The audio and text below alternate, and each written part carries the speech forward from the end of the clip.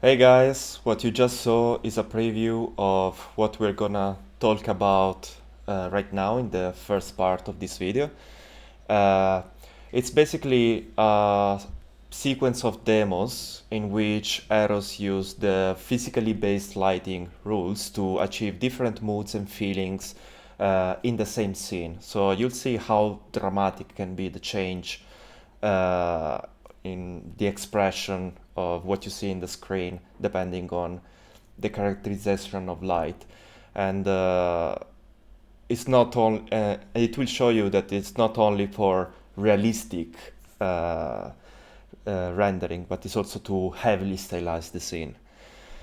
And that's what we're gonna do right now. I say we, but of course the talk is gonna be handled basically solo by Eros, which you will probably remember from the previous video. Hey Hello Eros. everyone. Hello. Just after 1 year, we are here. Sorry about that. But good things will happen. Hopefully, we'll see. Yeah. So just in case we have some people that just landed on this video and didn't watch the previous one, if you want to quickly present yourself. Yeah, sure. My name is EROS. I work at the moment at Massive Entertainment as an associate lead lighting artist. I worked in the studio on titles like Avatar, Frontiers of Pandora, and Star Wars Outlaws that has been recently released. In the past, I worked also in other fields like architecture, photogrammetry, 3D art, texturing, rendering, uh, games as well, of course. So I had the possibility to be more horizontal with the skills. But I think like they can take a look at the previous video if you want to know a little bit more about me. So in this case, we can focus on the practical part more than who I Yes. am. Yes, and I also know that you have also a second part of the, which won't be like going through the demo scene we just saw, but it's a different topic. Yeah, exactly. I wanted to introduce this different topic that is not really common in the lighting field, since lighting is always looked as art only, but in reality, all the decision making is part of the designing choices that we make whenever we build something. Since as especially in video game, we build spaces, we don't design pixels.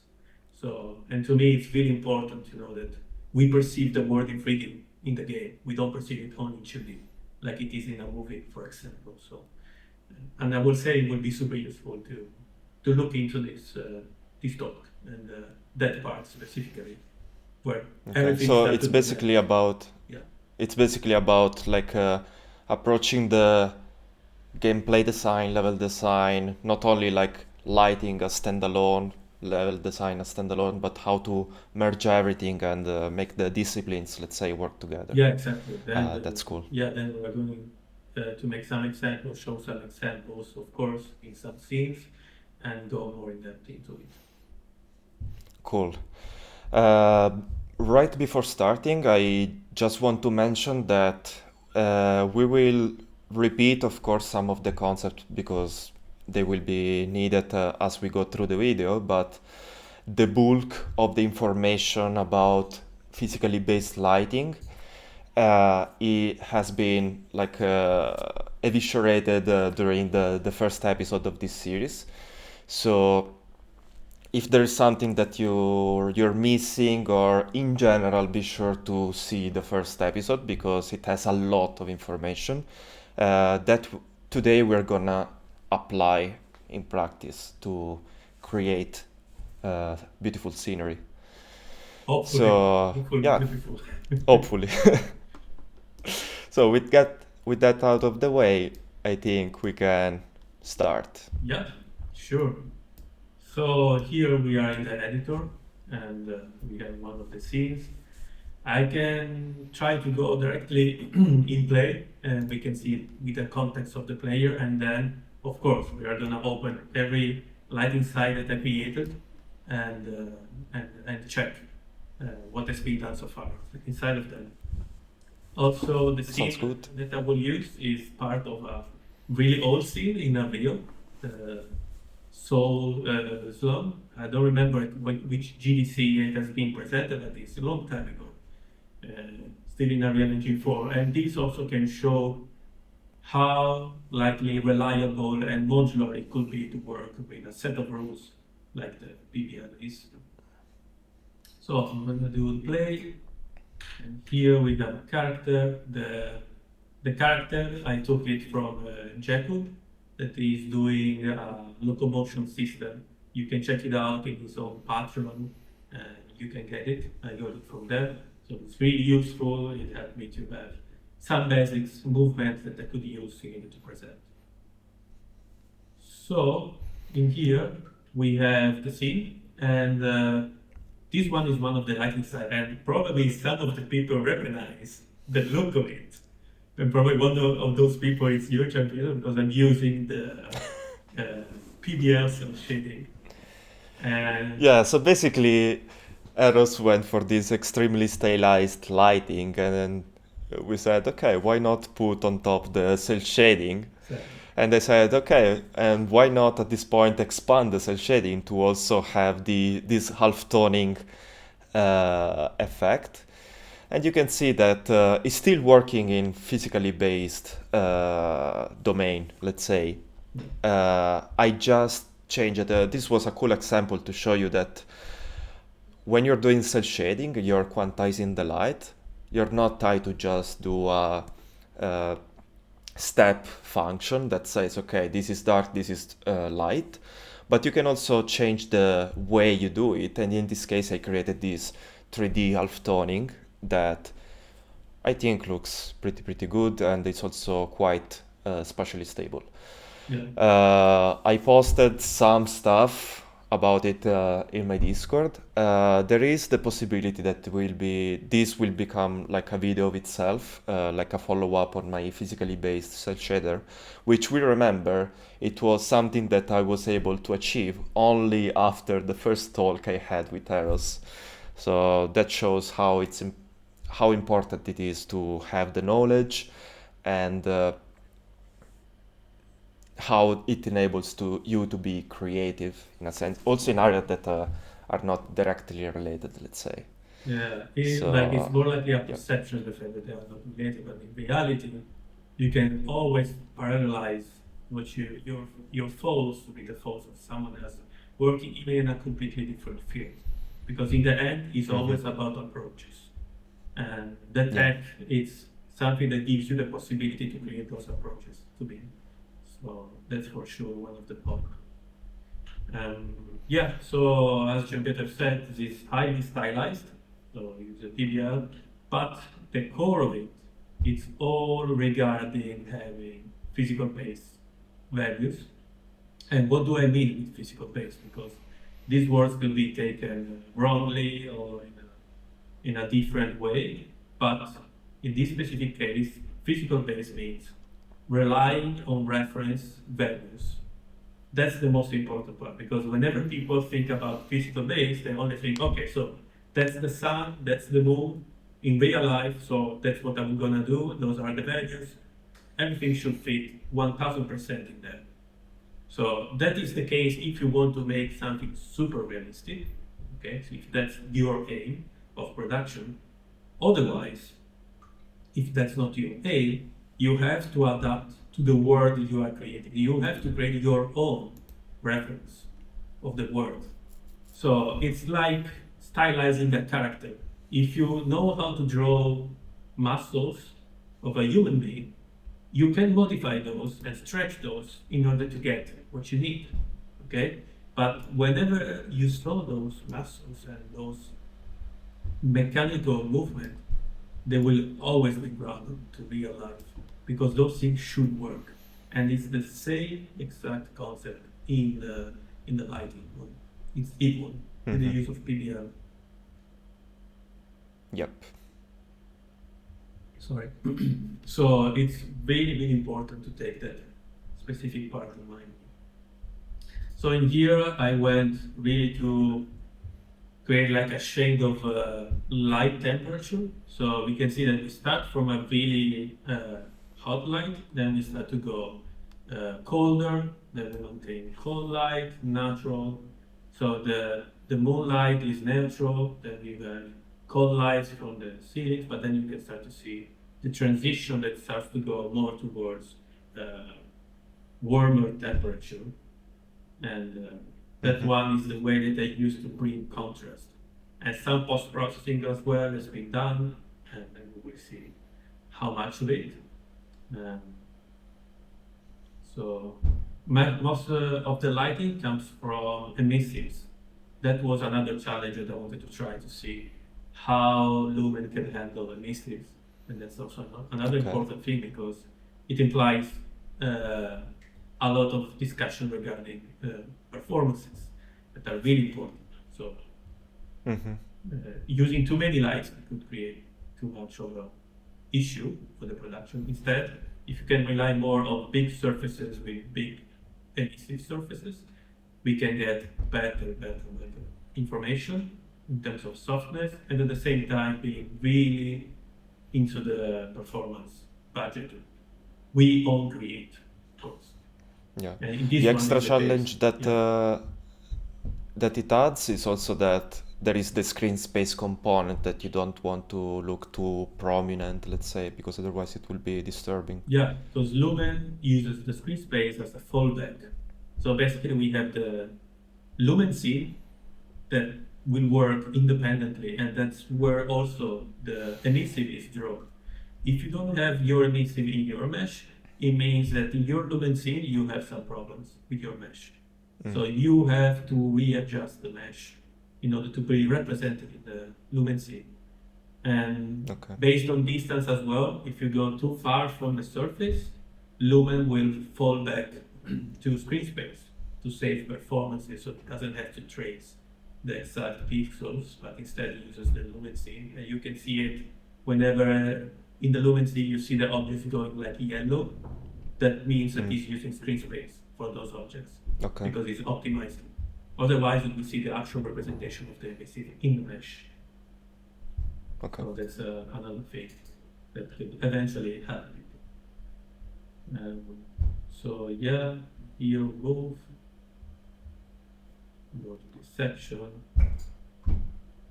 And from here, I created some triggers to trigger us to another to the same position but with a different lighting condition. You can see this is another one that has been created. As you see, the light layout is mostly the same, didn't change too much. I just changed, sometimes some of them are turned off, sometimes I moved them a little bit, so I did this kind of job. I didn't change it dramatically. I tried to not change it too much because I wanted to show how much the decision making that comes afterwards we do the lighting will imply a lot to our process. So we have to work more in layers instead of working all in one single chunk. And here you can see how it looks like. Move. So you can see that it is more likely the same thing, it's just post-processing on top of it, but it gives us a completely this different noir look is very, very cool, And I like also, I think in general at some point, at least in the early stages of lighting, maybe you should always kind of work black and white in a sense, because it helps you to see the values and you understand better how readable the scene is, probably. What do you think about it? So there is a big debate on that topic, actually, the lighting side, because there is always the part of contextualization whenever you do lighting. If you remove all the colors from your scene, you are not contextualizing what you are really seeing in the end. So more likely, and this one is, for example, by the way, not the other scene, but without tone mapping, basically. So you can see the issues of the Tonemapper whenever it's disabled completely, at least the gamma and the blue correction This has been removed. The gamut, sorry, not the gamut. And you can see like the difference. But yeah, sorry, going back to that. If I decide which color to use in a scene, that's where I have to work with. Deciding which color I have to use, because turning off the color and saying, you see, my light bounces everywhere. It's perfect, right? And by the way, Unreal in the detail lighting and in the lighting only tab doesn't even show the correct midgrey for you. Oh. It shows to you not the correct connection, because we are gonna see it afterwards, because we have two different types of meaning of midgrey, because we have the linear and the sRGB one, so they are different. But by the way, so my suggestion will always be to work in context, never decontextualize your work with a limbo or something like that, because in this way you lose the perception of what your scene is doing. If you have a problem on how the colors are treated in the environment, communicate with the people that place those colors. It seems silly and simplified, but that's really it. That's how you can make the scene better, by checking together with the people that have made a decision specifically of which color to use, to say, why have you used that? Why have you changed it? Which one are the reasons of why you changed it? And so on, so on and so forth. So it's really important.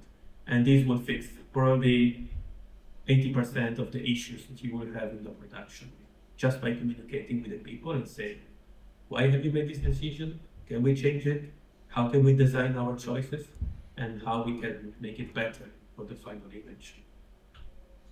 So, by the way, I like this this shot that where you stopped, where the character was just a silhouette.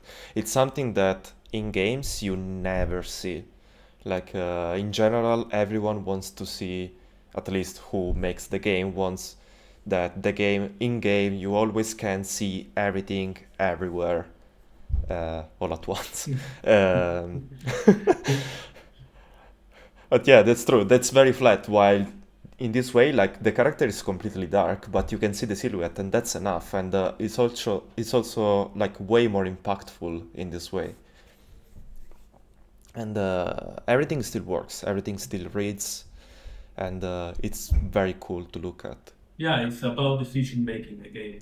It's not a strict rule, and I think like most of the time it comes, like I understand from where it comes from, this issue of not wanting too much darkness, because we are always worried to lose control over what is happening, right? Because again, there are so many variables that can happen in a video game, because the player can move wherever they want, right? So we want to make sure that the player creates the experience that we wanted to make, right?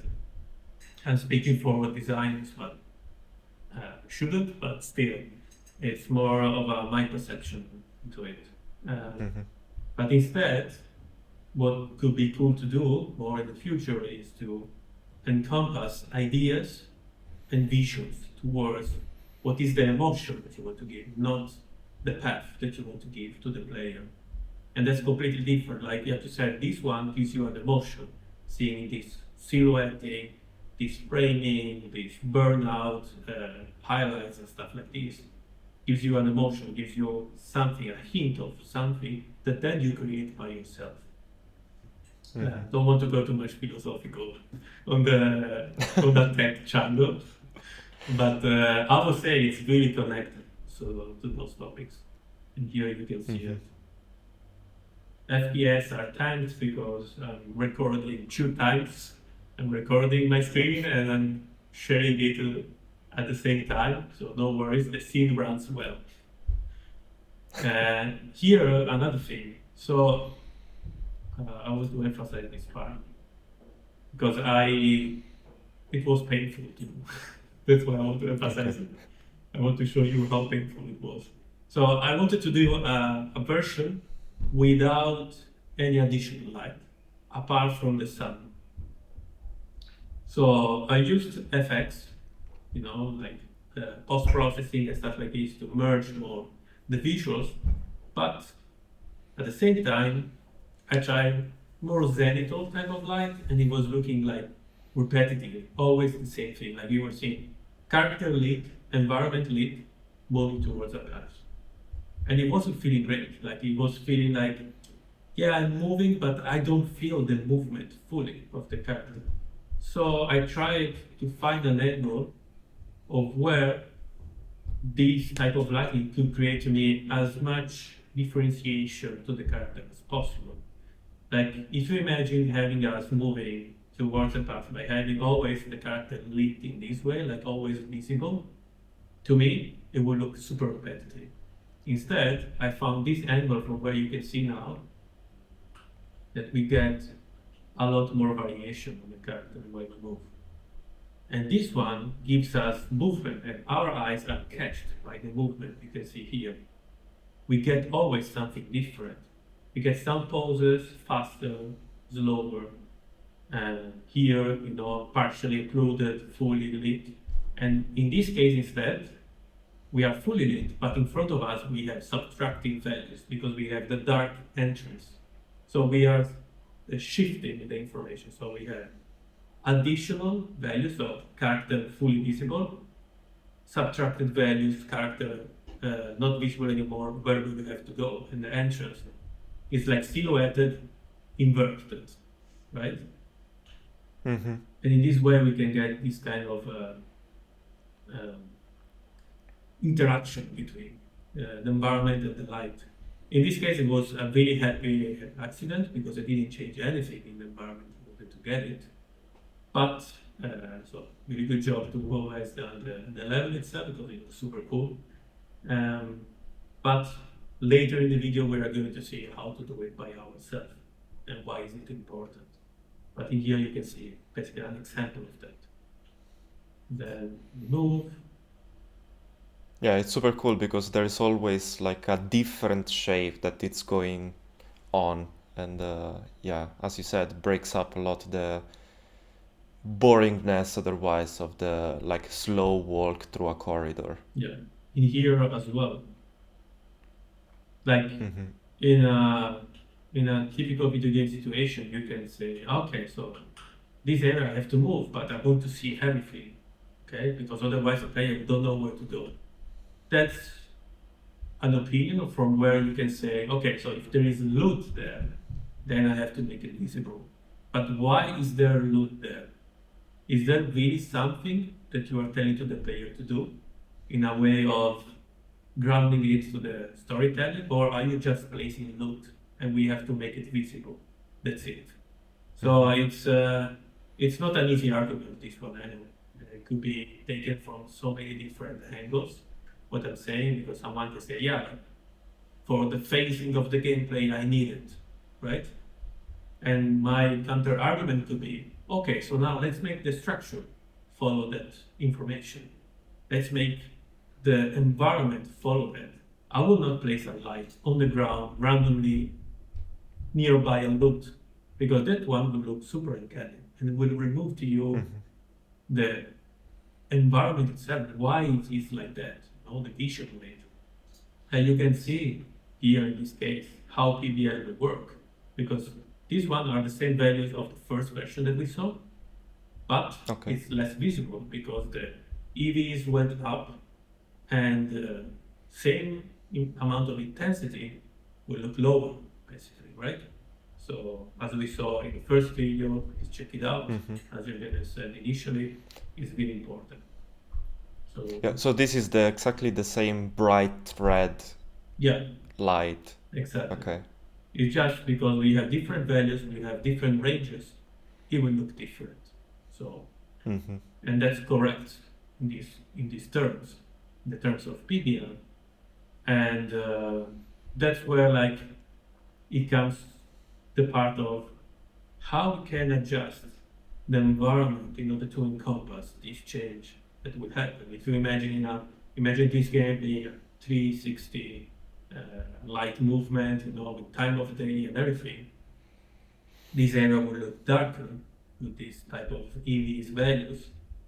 So that's where, like, for example, in this case, you have some light shining through, And this light can give you some bounces, so you can get more light, and you don't have to rely to artificial placed lights. So you can be more flexible with your own work without having to patch it, basically. But you are designing the work upon your choices, and that's completely different. And this means a lot of parallel work between the teams. It's not anymore I work, you work, we try to connect and see where things goes. It's more like Yeah, holistic, like you said. ultimately, like the game is one finite product, and I get that working in separated departments is easily measurable for production, but if you're working at a masterpiece, let's say, you can't have like compartments that you just join and pretend they will work automatically. It has to be like all of the people have to be involved in as many things as possible, because each discipline can give a different input that can be very valuable to even an apparently unrelated topic from a different department. Yeah. So now we are going to see some of the scenes and how they've been built and why. So that's where we start.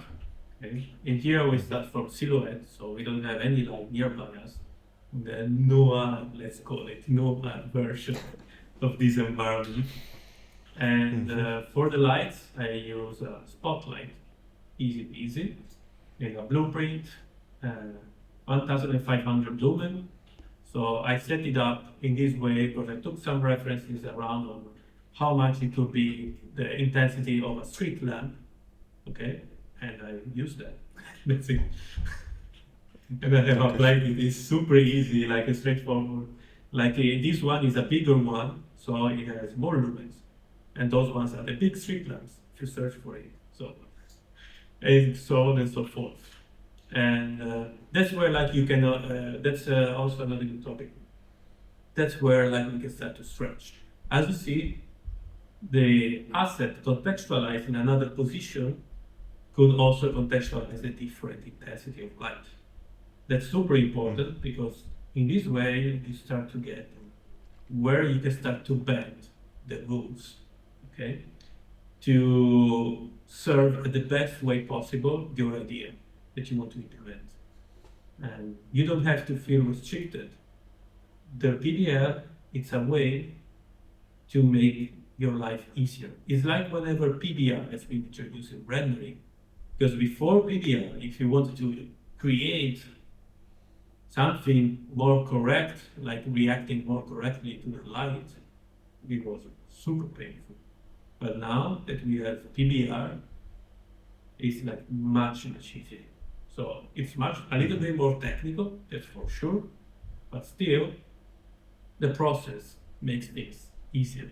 And that's the same thing on how physical-based lighting works, right?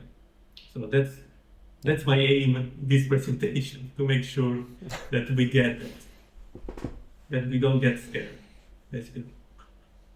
And in here you can see it, like as I said, these ones are all emissives. So I basically took the materials and I made an emissive. You can see that the color is the same since I worked in post-processing to do the saturation and coloring. Okay. And I said like I took the materials of and I set a value, since for emissive is still an open topic. We spoke about it a little bit, me and you, but we're figuring out how to make emissive more physically based. Yes, actually, I think it might be interesting to see how the scene looks like before the color grading. Yeah, sure. If I open the post process, you see, I disable completely. It would probably explode, so the exposure will take it over. But this is without. And this is with the auto exposure, of course, so it is moving out. Okay. They can try to. No, yeah, but I meant like you can just remove. I know that it's a lot of checks, but just the color grading and leave just the Tonemapper as you set it, like the raw image. Yeah, so all the things that I did, no relation. And here I didn't do anything. Film, I also removed the tone mapping changes. So that we saw in the previous video, in the first one. And this is how the scene looked like without any. Yeah, so okay, that's what you will get like by default with the materials you have there and Unreal's default setup, let's say. Yeah, so local, over here. Yeah, that's more likely it. Okay. So you can see how it looks like. You see the green? That's because I balanced certain colors instead of balancing, like desaturating completely everything. So that's why we have the green color of the moon. So that's where like you make your own choices in order to make it affordable for the final image. Because that's the look that you want. And things like this has to be established before you do anything to the project. Anything. That's why like is important. So yeah, new variable. Aberration, we continue to do anything. Lights. And then I think you also had shoulder. yeah. But you won't take to, like in this case, I clipped intentionally the highlights. So that was my own intention. And that's like again, if you know with what you are working with, you can choose what you want to get. But be mindful, every single change make a difference in the process. I clicked shoulder. If I go to another section of the city, let's say, if there will be another section, I have to take into account that value. That's where like the collaboration between the teams becomes super important. Because then you have to inform, you have to connect, you have to design all of the choices that you will do in the end of production, basically. Okay. So yeah, this is this version of the lighting. Then we have the marketing scene for the PBL Cel Shader, where we have used it super heavily throughout the production. And in here instead we have, again, this one is a choice. So, because I saw that a normal torch, like a really powerful torch that makes you look around, could be arrived to until like 1000 lumens, okay? And in this case, since it's not as powerful as a torch, I use it half of it, and I used it as a value, 500 lumens, okay? And here, you see 1000, there. So since it's more stylized and information I take it differently, I cannot use like too high values as I was doing before, otherwise it would break the mood. And that's where like I decided to normalize more the values throughout the scene. And in here I can show another cool trick, let's say, where you can use emissives, but you use the emissive as a EROS support and grounding lights. So in this case, let's imagine here we will have some enemies, okay? And my enemy will be called Cube. Okay, so I place it in the scene. If I want to highlight them really well, I need something to highlight them, okay? In this case, it's in the nighttime, so I have to rely to the environment that I have around me. Okay? I cannot rely to the light source in the environment that I have around me. I cannot rely to the skylighting or the moonlight. And I'm saying that because that's the most common thing that people do. Okay, so I want this lighting, but I need a generic feel, okay, moonlight and skylight. And then it looks really detached from how you should. Or maybe ask the shader tech artist to put a fake rim light on the directly. Exactly. So it's not working in the long run whenever you try to scale it up in a big production. Those things comes back as issue. So take that in mind. You can do it. No one is forcing anyone, but take in mind that it will cause you issues. Instead, in this case, what I did was using the emissives as my fill light in this environment, and instead of having a rectangular light for each one window, because those ones we use lumen scenes, all of them, I reinforced the source by using an actual light source. So that's the trade-off, you can see.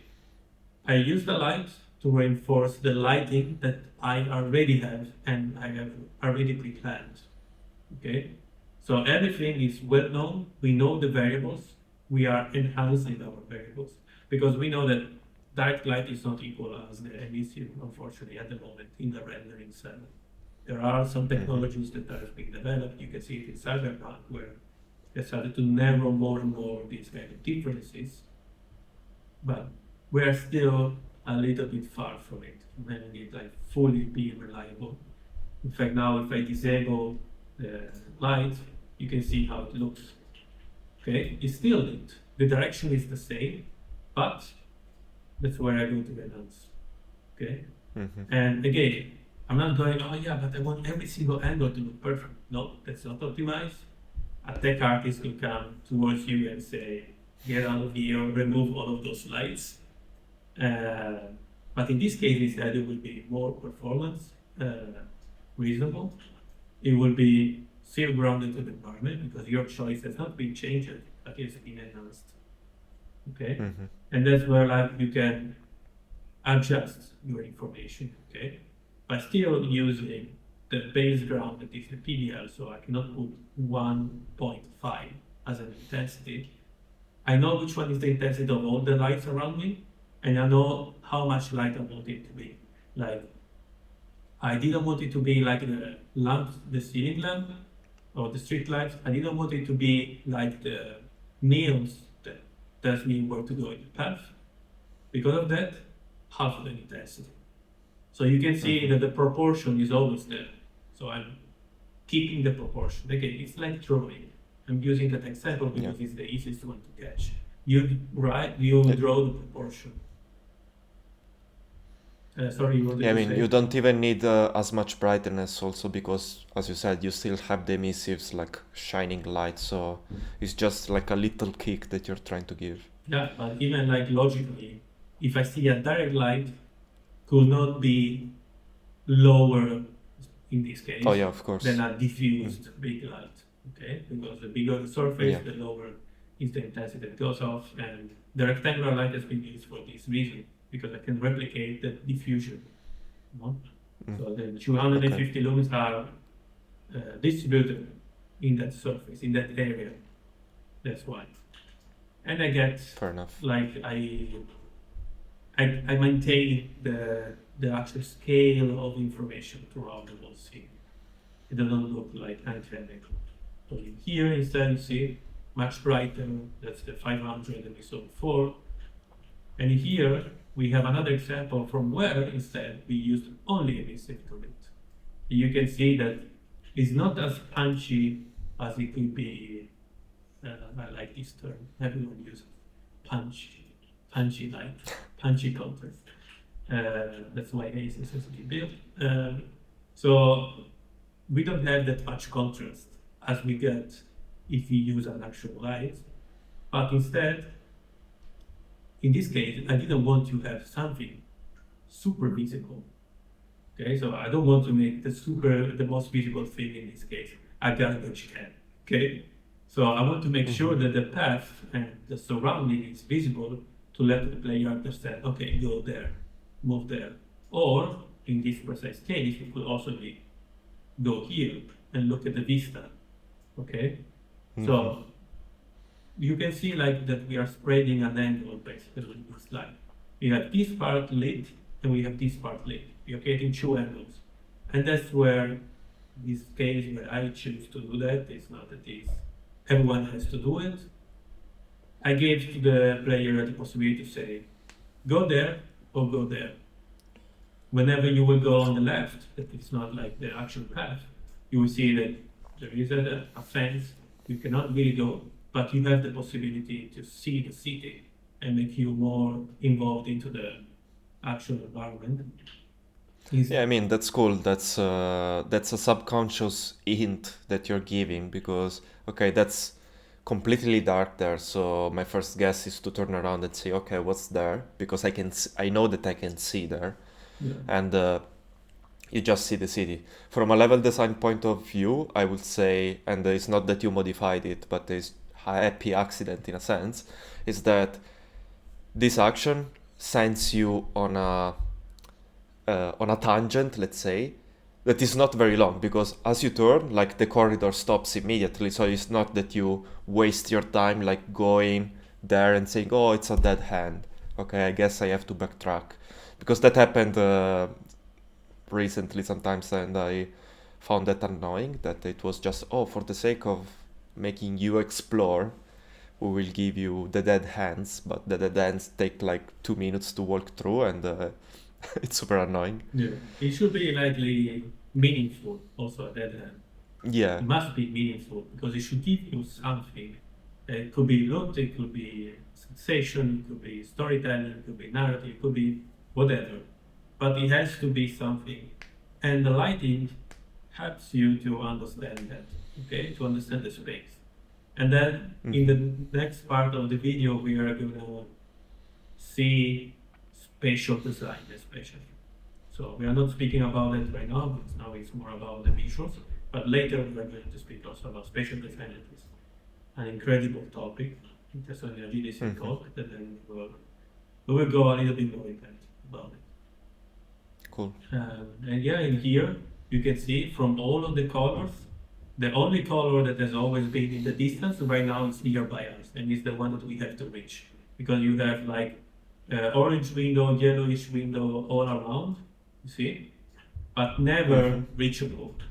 And this is the only case. That's where like maintaining same intensity of light, you have contrast by using color, by using position. And another thing is the position of the light. That's super important.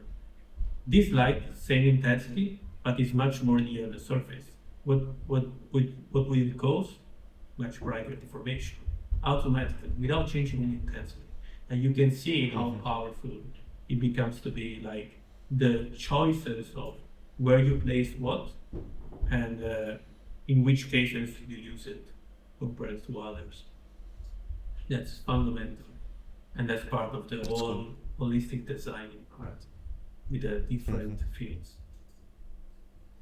And here we have this other one. So you see it's the same thing, but without the stylization, okay, of the PBL Cel Shader. I really like to say it every time. We have a bit of stylization still, but it's more about how we retrieve the data. And you can see it in here. If you go to the color grading list, you see all of these parts. Those are regarding the Tonemapper, okay? So we can disable all of the information of it. This one was just a test. I didn't want to do anything crazy with it. It was just a test. Yeah, so this one is the blue correction. So you see that it helps whenever we have too much blue information because we have shorter wavelengths, so are treated differently in our perceptual vision. Then we have the expanded gamut. And this one is a little bit of a trick, let's say, that ACES does to give you the perception of a bigger gamut of information. What's the ACES? Yeah, it's in the ACES. ACES gives you like, it's a little bit different because Unreal tried to do what ACES does whenever you work in EXR with the ACES feature, that is the color space that has a bigger gamut, right? Okay, so we're talking about the color space. Yeah, it's gamut is about color space, so yeah, in the context. So different color spaces has different gamut. So how big is the gamut depends on the type of color space that you use. sRGB is the default one for SDR, and it's the one that gives us the possibility to show a very good amount of values in that kind of environment. Then we have bigger bigger color space with bigger gamuts, like Acer CG, that is the color space for Acers, that whenever it's used, gives you a bigger range whenever you are in HDR. Let's make sure whenever you are in HDR, you have a bigger gamut. If you are in SDR, things are shrinked, always. Okay? And the tone curve instead is how highlights are treated, basically. Okay, that's the whole transformation curve that ACES has. There's nothing new. But yeah, it was more likely a test. I liked it, and I said, yeah, why not? And I went to, I used more of those smaller lights to lead the path, and I embrace more darkness into the level. So you see, I used all of those small lights to lead the path. Yeah. So it's a Yeah, I think different, it's actually a very cool experiment because it creates a very like weird feeling. Because you look at that and you look and say, it's really not how it's supposed to work, but you don't get immediately like how. And I think it's very interesting. It can give a lot of like mood to the scene. yeah, if you see, to make it grounded to the level, I turned off all the windows for all the houses. Because my idea was like, okay, so that's abandoned. And there are only those neons in the streets that someone has Okay. placed on the ground to tell, like, to lead the path, to go away, to do something, because they have attacked this place, so they left all of those flare lights. And that is like a decision, and these ones are the only thing that are enabled. So they gives you some hints, you know, how the environment is made. And that's another design choice they made. And that's cool because the moment that you have the tools and the idea that you want to implement, you can go free. And you can see like we have like demoniac type of lighting also from the sun that is not the color of the actual real life sun. That's design choice also this one. But again, I want to stress it and more and more and more. I know some people are gonna hate me, but that's always grounded with physical-based lighting. Because physical-based lighting, again, is a way of working that uses reference. That's really important to understand. Nice. It's not one single process. So yeah, and here we arrive when we see again our final color of the scene, where we see high contrast. And then we have the daytime one, where I did a little bit of post-processing, not so much, but still I did something. So we can move right here. And in here I done not in the best way possible a lens flare. I literally took the one from Origa and I stretched it. I'm exposing myself, you see? I mean, I don't want to lie. I want to expose myself to the fullest. And in here also, we are using a custom-made chromatic aberration. That's why it looks so good. Exactly. That's why it's perfect. That's why it looks super grounded. It helps to make PBL. Yeah. Yeah, no, that's this chromatic aberration. It's you can download it from my Patreon. Because I never liked the standard one, which just separates the RGB channels in a very like discrete way, while the chromatic aberration, like I try to reproduce what comes out from the actual shooting cameras, the real ones, when you have diffractions of the light. And it's more of a sort of a radially directional blur that separates the colors into two complementary components. Yeah, and it comes out way more natural. Works really, really well. And here I went really heavy with the post-processing, as you can see, really clearly. Chromatic, like I used also the one in Unreal before. to have it even more exposed, but we have blue, that's the scatter dispersion, gives you a more like faded effect. We have also coloring, but just some adjustment, but they're super small. Like you don't even notice it. Just my mind noticed it whenever I did the change. Some shadowing, uh, These midtones. are placebo values. Like. Almost probably, yeah. I'm getting old. So here you can see this slightly warmer color. It's like crazy small, but yeah, nothing crazy. Here are highlights. I burned the highlights on purpose just to continue the hate of the Meerkat relight. Everyone hates me because I burned the highlight in that video. That's amazing. Here, even more birds. Amazing. And then I used film grain really heavily because I wanted to get this kind of film effect on the image by still following what we have in the actual lighting. Physical based lighting, of course, the values of these. You can see it here goes from 9 to 11.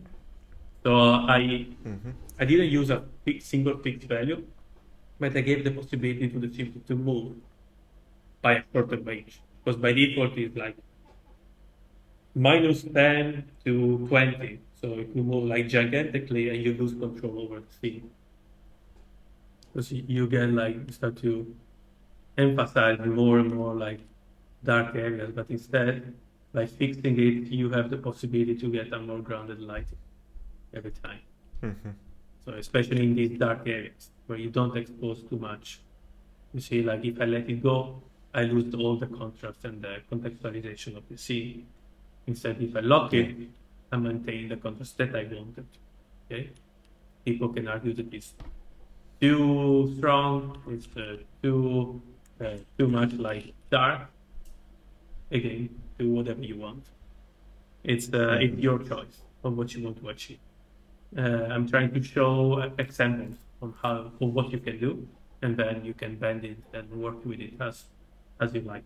Here I use 120,000 lux as the value of light, as we know, for the directional to maintain the physicality of it. And here you can see how then the light that we have placed before, 500 lumen, are not anymore as visible as before, because the EVs of the scene are changed, so exposure is changed, so light is changed, and that's the natural transition that you will get. You see, like we hinted, but you see, like how they transition really well together because they are grounded by following a proportion, and they are not grounded by Yeah. following only my own pace. Because And that in the context of like dynamic weather, for example, when the sun sets, you of course have to go down a bit more down with the EVs, and the light becomes bright, super bright again, because you are in another lighting context, yeah, let's say. exactly. So you have to like if I like really strangely do it right now. So if I put it one lux and I go to the post process and I put it to 1, 1, here we have it. What Yeah. you see right here is a little bit of the lumen trying to reloading stuff. But you can see how it works now, right? So let's do Yeah. it again. That's what we have. Okay, that's what we get. Yeah, the yellow is about that. So it loads up. Here it is. So that's the proportion. This is when you go to nighttime, the one before it when you are in daytime. So it's really Cool. important to understand this kind of proportion. And in this way, it's much more easier to work.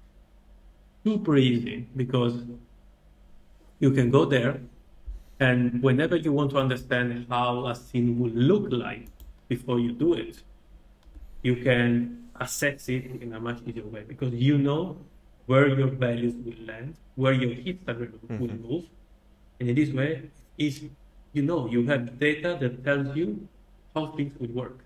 not anymore your own eyes or because you looked at it in a certain way today and tomorrow it will be different. No, you know which one are the data. The data stay the same because you create your own pipeline with your own values, and from there you work it out, and you have your own thing as you wish to make it. So yeah, we went through all of the lighting styles. Is there any question that you have that you want to look at, or something that you feel like we have to look at more in these scenes? I don't think so because I was asking everything as I was getting questions in my mind. So yeah, no, I think I'm fine. Okay. Uh, of course, if you have any questions, aside from the live preview that you will have on YouTube, if you're watching it live, let's say, uh, we have on my Discord server, we have a dedicated channel for this lighting series where you can ask directly to heroes, like to expand on certain topics. If you have questions about like technical stuff, whatever you can think about, just go there and he will answer. We already did a lot of Q&A there for the previous video, so don't be shy. Yeah. And ask whatever you want. Yeah, please ask as many questions. In fact, like I want to highlight that in the Discord, a lot of great topics has been brought up. In fact, we did also a video to answer one of those, some of those Yeah, questions exactly. So actually. we collected the most recurring topics and we did like a sort of a follow-up Q&A video that it was shorter and more direct to explaining those specific things. You can also find it in the channel. So yeah. Yeah, and some of the questions has been also answered in the videos that we do. Like in this one, most of the people have said, "How do I do coloring? Why do I do it? How can I connect PBL with coloring?" Here it is. You have it. We did it for Yes. those reasons as well, based also on the feedbacks that the community gives, and that's super Yeah, of important. The course. more we get, the easier it will be. Also for me, like to think, which kind of lighting. That's why it took 1 year for me because I didn't know what to do and I procrastinated a lot. So yeah, good. Cool. Yeah, no, I think on my side at the moment I'm perfectly fine. I mean, you were, I think, super exhaustive, so Good. good stuff. So yeah, I think then we are gonna go to the second part, but we use the power, the super powerful montage that we will make to cut it. And then we'll be back, Yeah. right? All right, we're back, and especially Eros is back after the the placeholder that we had for the last minutes. So yeah, the full memory as always. It happens a lot. Yeah, you say you increase quality, but the memory is not enough. Like in video game production, it's equal. Exactly. That's because he also records videos in full PBR, PBL, HD, so Exactly. HDR stuff. So they're super heavy. All right. So end of the first chapter, and now we go into the more like technical breakdown. It will be like interior, exterior, how to approach lighting to convey certain information, and also, let's say, interdepartmental communication and how to work together, hypothetically at least. Yeah. Isn't it? Yeah. Yeah. So, all right, that's So all yours. should I go? Yeah. Okay. Good. So yeah, here in the editor, I'm gonna play it. And as we did for the first part, we are gonna first see it in context with the player, and then we are gonna break it down in the editor. So as I said initially, this one is a little bit different from the artistic part of production. Here we are thinking more on the practical application of it in an environment where you have some sort of gameplay. I don't have big implementation of gameplay like enemies or stuff like this. But still, we have navigation, and we can see how much navigation point of interest are affected by it. This whole part of point of interest and everything has a word and as a definition is called saliency. Saliency is the part that study all of the image recognition and the more likely patterns of humans to recognize certain details than others. And you can see that you can think about it as a gigantic group of information, colors, light, shapes, and all of those things connects really easily to the whole part of architecture, because it's the most ancient level design that we know as human beings is the architecture implementation. In fact, I will suggest to go more in depth into that topic by seeing a video that has been made by the right now Vice President of Art in Rockstar. She has done a fantastic, incredible presentation about it, and it is called Spatial Design. Okay. And it's super, super, super good. Spatial cinematography, and it's super good. She explains a lot of topics. She creates a lot of examples. She shows how light affects, how environment affects, what humans perceive as detail, what humans perceive as task to do, and how do we read it, and everything. So I try to encompass some of those knowledge that I got from that video, and also by looking around at all the topics she brought up in these scenes.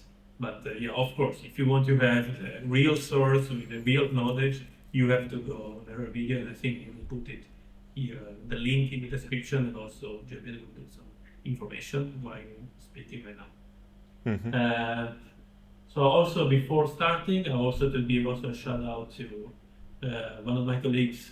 She helped me like a lot with this scene. She's called Paola Terini, who will put her contacts here in the description.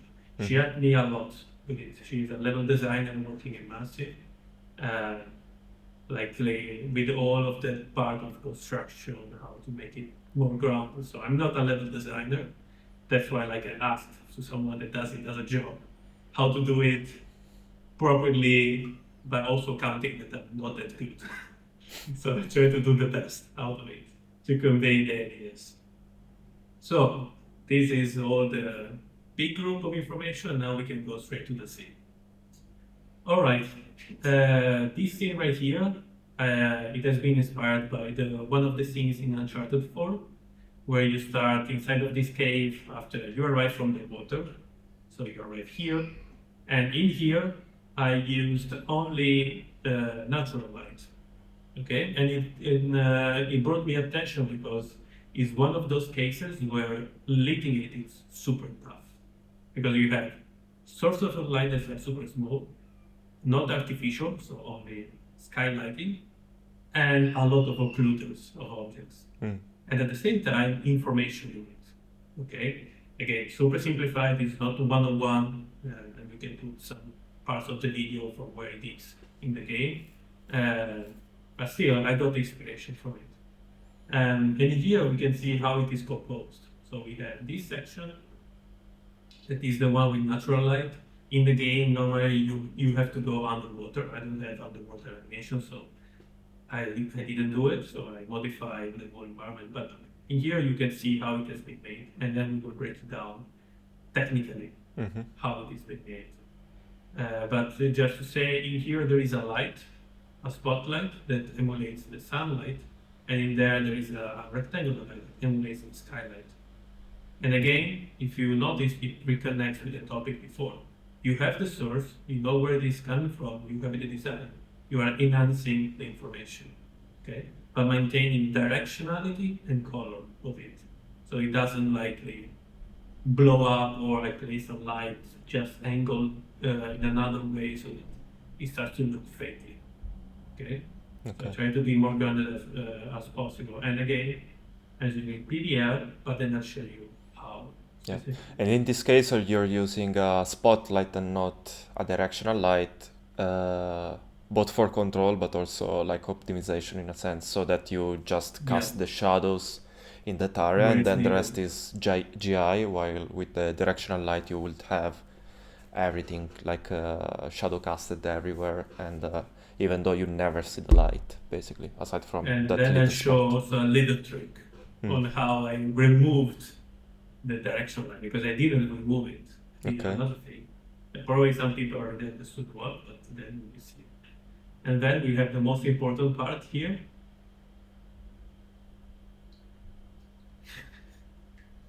Okay, joke done. So let's go forward. So, sorry about that. In here, you can see that even if we are in the daylight, we have a lot of darkness. And this was intentional for me. Okay? Why that? The amount of light that we have in a dark situation is based on how many of it we capture with a camera. We have always to think that we are looking through a camera, not through human eyes. We have to be super careful whenever we make this distinction. Because it's important, because people say, yeah, but you know, if I go out and I look outside, it doesn't look like that. Yes, it's your eyes, it's not a camera. If you take a camera, you decide how much light should enter in your lens. Okay, human eye does it because of thousands and thousands of years of even more like to develop all the vision system that we have that is super complicated. So that's why like, we have this amount of darkness. And the aim here, as it is in the actual game, is to show this part that has nodes to take, and in fact you can see that it is visible and all of these areas with those objects, to give also a little bit of storytelling of it, you know. There are some people, it's like a storage room, you know, you can see the car that they use to carry things, and things here on the table, you know, there is a little water, there is some other boxes and stuff like that, you know, from where they can store and look at. So I did a little bit of storytelling by taking what has been done in the original game, but yeah, just to give more grounded expression of the idea that I was doing. Right? So it's not meant to be a level design tutorial, this one, because I'm not a level designer really. And you can clearly see it. So then the second choice was to have another source of light to use in order to look at the rest of the environment. And one of those was the torch, that I had set it up based on physical base value. So I know that a human torch, right? So the electrical torch, sorry, it goes to 1000 lumen, as we said before, and that's what I set it. Even if a fire, in order to arrive to 1000 lumen, it has like to burn the hell out of the wall room that you see right here. But in this case, I took the part of saying, okay, so I have a torch, but I don't want to put an electrical one because it would be uncanny for the type of environment. And I will do the same, but for a handheld torch. Okay? Especially to show this again. And now we can go forward. And in here, we have one of the exits. Okay? So imagine in your game you cannot swim. Yeah, I know it's really bad that you cannot swim in this game right now. And the player will try to navigate and see what is going on. And then we use the torch because we told the player before that they can use it in the gameplay. And in here they will find the only exit that is this one, so really easy to catch. Yeah. And in here, That's also like I a made good way to drive the player to use certain mechanics, because if you have the torch but you can always see everything, you don't really need it. Unless you have some other like a mechanic that really pushes you to use the torch even though you wouldn't make the choice. While in this case, I can't literally see, so I light a torch. How it works in Exactly. real life. Exactly, like in real life, if you find yourself in a dark environment, you say, oh wait, let me turn off the torch, you know. That's the feeling, it's not forced, like you said. And in here, I added in a really injected way some megascan acid. out of nada, so really low quality, just to give the perception. Because the idea was, since this environment, it's quite like long to move, I wanted to add some variation. And here we can see where a basic mechanic as navigation with a light could become something connected to the storytelling, to the narrative. Because imagine like that these information here in the rock will likely be a story while you move. Okay, try to picture it, please. I know it's not easy, like seeing this, but the idea overall is to give more depth to something that the player, in a way or another, has to do. So, like you, Giacomo, made the example before, like you said, okay, you take the turn, but it's not taking you long, and it's rewarding you in a way or to another with a big view of the city. Yeah. So you connect more with the narrative. Here, same thing. I'm telling you, you see, no light here, so you have to use a torch. But I'm rewarding you for making this choice by showing you a little bit of the narrative, much more of the narrative and the lore of the game. Okay. Yeah. I didn't have curve modules, that's why the curves doesn't have anything. So you move, you continue to go. Now I'm zooming. Yeah, the corridor is this long because in a normal game context it will be the time that you want to, as a buffer, to be able to load and unload different levels. Yeah, exactly. So it's a dog leg where you make sure that you load up everything. And it's a clever way to do it because games does it really often to create this kind of transition and you don't notice it. And as long as you reward the player, as long as they are feeling good whenever they do it, it will not feel fake. Yeah. No? As long it doesn't feel like it was put there because you have to load the stuff. Exactly. Yeah, if I would do it like completely empty, this corridor, it will look exactly, like a culling corridor. Yeah. Instead, if you put narrative, people will be like, oh, okay, so let me look at it, or what is this, or what is that? So get entertained while I do something that I wanted you to do Yeah. as a developer. So here we arrive instead of the next area, that is an open area, again taken from the game. So the game looks beautiful. I just try to match it as much as possible. So we can adjust blocks out, okay? And in here, same thing, we have a light that mimics the intensity of the actual sun on the ground. And we used it to lead the area and to have more control of where the actual light will land and also be more optimized with it. And we take still the skylighting from out of it. So it's not that we take only the light and we have to fake also the skylight. The skylight is always there. And then I'll show how. Here, again, I want to show another topic. So I'm showing a lot of stuff. Here, another topic that is something that we already saw before, the subtractive contrast. In this case, the player knows where to go because the biggest contrast is on the darkness. So you see, it's really contrary to what a lighting artist usually do. So it's like, okay, so I'll put a torch there, on the angle, so the player knows where to go, But instead, in this case, we let the player navigate and look around how things are, and then they will know that that one is the path. First, because of the subtractive, and second, because of how the door is made. Everything that is an arch, it's intrinsically, in human beings, more attractive than something that is more like sharper in terms of shaping. That's logic on how human beings perceive it as a saliency. Again, if you want to know more, please look at the video that is, because she explains like everything about it and really well as well, much better than me, that's for sure. And in here we arrive to the final area where we have a statue like in the main game, and that's good because you have, as you see, like different ways of how you perceive the scene, and the lighting serves on showing you how the scene is made, okay, and letting you be able to perceive it as you wish. So that's really important. We are not like saying go there, do that to the player, but we are saying, this is what you have, do what you want.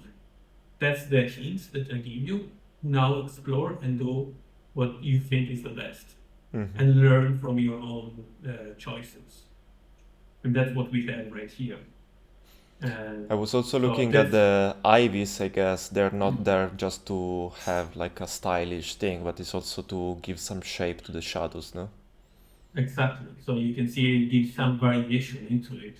So it gives us some variation, some movement. Okay, imagine that we have a little bit of wind, it will be even better.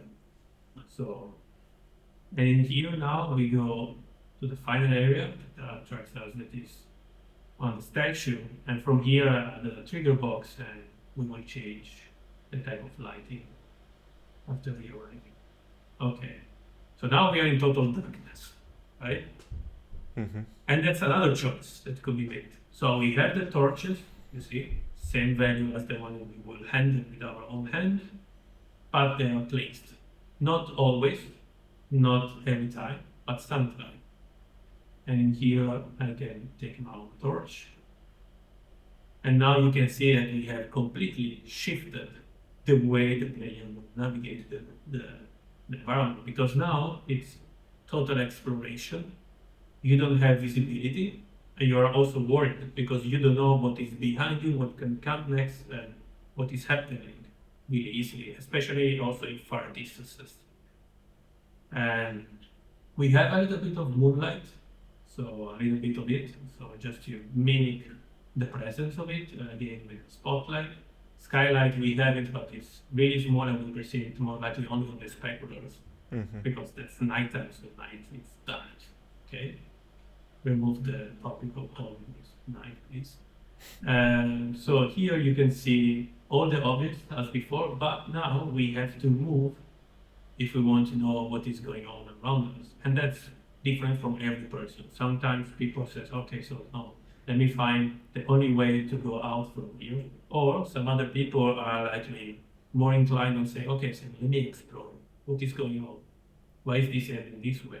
Some of them will be more attracted by water and natural stuff. Some others will be more attracted by fire and human placed stuff.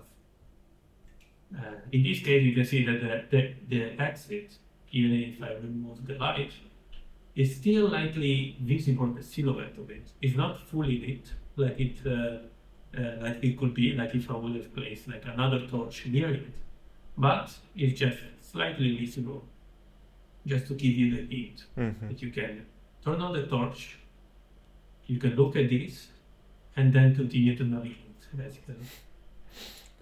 Yeah, that's good. I mean, it has also, I mean, it has narrative implication and navigation implications, and it can also have gameplay implications. And the example that comes to my mind is in the first Dark Souls, when you are in the giant's tomb that is completely black. It's not that it's like low light, it's black.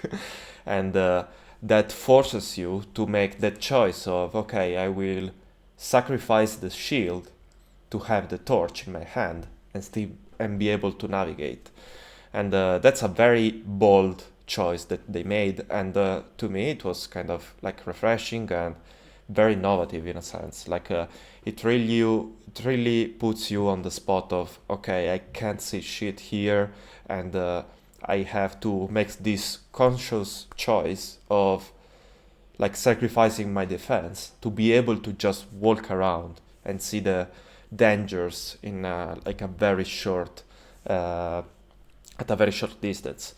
And yeah, that's great. I mean, it's all done through lighting. In Dark Souls, it's less like it's not physically based or what. So it's just they made everything black, and they added a radius to the torch. But it's on the same line. Like you can achieve the same things. How in this way, like how Harris is showing. Yeah, it's really great here because whenever you want to implement something, you always need a vision on it. And then all the technologies, implement pipelines and stuff like that comes in help to make sure that you can do that. Okay. And the more you are grounded to really defined pipeline, the better it would be, the more resolute. So now we continue to move as we did before. This didn't change. This was really, really dark. And the man forward, going down. We are right here, but now we are almost in complete darkness. And we have just a slightly amount of light from the moonlight, okay? But the rest is really dark. So if I remove it, you see I'm almost pitch black. But now you can see that the entrance is visible and I'm silhouetting the arch. Because for me, that's really important because I'm showing here it's safer, go there, okay? But now different people, different choices. They can go straight forward or they can start to look around. So for example, turn on the torch, I can see, okay, so there are some robots. You can see that there are likely stuff here around, you know. You can make the player explore the world and to wonder what has been happening, why is it like that? So these ones are supposed to be pieces of the city, you know, that broke up on the top. So you can give decisions again because I'm giving you as a player, as a developer to the player, something that you can use to do what you want, basically. Okay, that's more likely always about that. And here we move and we again start to silhouette. So sometimes people go in this kind of situation, they will take a spotlight from the actual torch, this one, you know, near the statue, and they will shine more the statue to make it look more beautiful. But in reality, no one, like first, the light doesn't arrive that far, first of all. Secondly, they use torch to light where they work. Okay, so in this case, it's like ancient stuff. So they don't have like a spotlight to put and lit the statue really nicely. So that's why like try to remain consistent with what you are telling. Am I telling a story about ancient temples? Ancient temples doesn't have the technology that we have right now. They didn't have technology that we have right now whenever they built up. So we have to rely as much as possible to a concept that we create and then develop. So that's why it's really important to follow up on those things. And now we go to my fantastic transition idea to the other environment. You will see. That's the incredible limbo. It was a sci-fi environment all along. And now, change, and we arrive to another look at environment. that. So this other environment, How fancy we got. incredible, right? What a thing! Wow. This one instead is a replication. Again, I tried it. Please give me that, please. Of the God of War, one of the God of War environment that happens like in the start of the game-ish. Again, big shout out to Paula, who has helped me like a ton. She can spot every measure in every way in a level design by just looking at the video. So super useful to do whenever you don't have the source. In this case, instead, we are seeing an exterior environment. And instead of focusing on time of day, we will focus more on structure and how things are built. Okay? Because in this case, it's equal. So you put the value of the moon, the V, on the nighttime, and you set your lamps. It's always the same thing. Nothing changes from the interior to the exterior. And then I can show you how they likely differ from one to another. That's basically like a straightforward implementation of what we spoke about in the first video. Yeah, exactly. So, and here, in this case, I blocked the areas, but in the main game, like you can go on the right, the left, because you have some loot, you can do additional stuff. And compared to the main game, I try to be more PBL, because in the main game they have fire that is visible even if you are in a day. In real life, fire, even if you are in a cloudy, it's visible the flame, but it's not visible the light that it will emit at all almost. And I think maybe you can put an overlay on a video that I found online about a fire doing an overcast, and you can see that it's no light visible spinning out of it. You can only see the flames. Okay. Yeah. So that's really important. And again, they made their own stylized choices. They made their own choices. No one says that God of War is a bad game at all. Please bear with me. I say these things. It's just to give you a more grounded example of the choices that I made so far. And here I try to replicate a little bit of the layouting to give open spaces in here. So you can look around, even whenever you see people playing, they look around, they wonder what is there, why is it made in a certain way than another. And you can navigate easily. Here we move to the bridge. Like in here, for example, in their version, in these two pillars, there are big bonfire. And imagine that a big bonfire arrives to circa like 5,000 lumens, something like that, because I don't know how attainable the calculation is that for each watt of power that is burned, you have 1 lumen, okay? So you have to produce 5,000 watts of power from a fire that is out. It's a bonfire, like it's gigantic. But yeah, even by putting that, you can see the light. So and then I will show you how it will look like. And now here instead, we enter to the room, and you can see that the pathway of the player is very easily catchable because of how the structure is made. They made it really curvy to create curves that narrows in a point. And then in that point, like in the case of the game, you have the door as well that is colored with a different tones than the rest of the map. And you can catch really easily where to go. And they use an additional thing, also the light here on the sides. But in my case, I wanted to be more like simpler, just to give you a perception of the structure. And then we have this area where we can see that we have a big change of contrast since we are more enclosed, without changing any exposure or any light at all.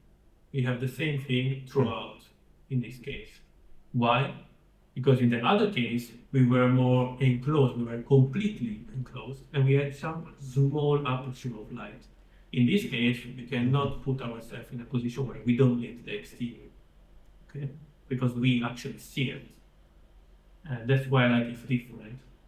And another fancy thing that I tried to do was to add variation inside of the same room from where we can switch, and we can see how the room is perceived differently, especially now if I go down.